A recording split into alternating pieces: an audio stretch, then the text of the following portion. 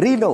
អសុតធម្មជាតិពីសហរដ្ឋអាមេរិកជួយលោកអ្នកមិនឲ្យមានបញ្ហាតម្រងនោមជួយការពារលោកអ្នកមិនឲ្យឈាមចូលដល់ដំណាក់កាលនៃការលាងឈាមបាទ Rhino ជួយដោះស្រាយរាល់បញ្ហានោមញឹក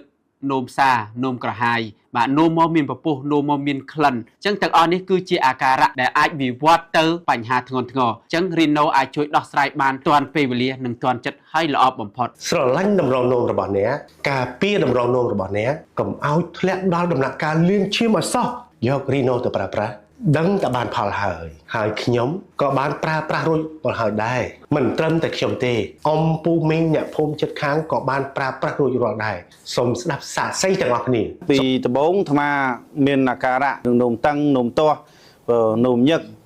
បន្ទាប់ពីការប្រើផលិតផលនេះហើយបានប្រើទៅមានការធូរស្បើយច្រើនប៉ុណ្ណាហ្នឹងហើយអញ្ចឹងមុនមកអាត្មាធ្លាប់ឆាន់ភេទជ្ជៈច្រើនឆាន់គ្រឿងកំប៉ុងច្រើនវាប៉ះពាល់ដល់កម្រងនោមអាការៈវាដូចជា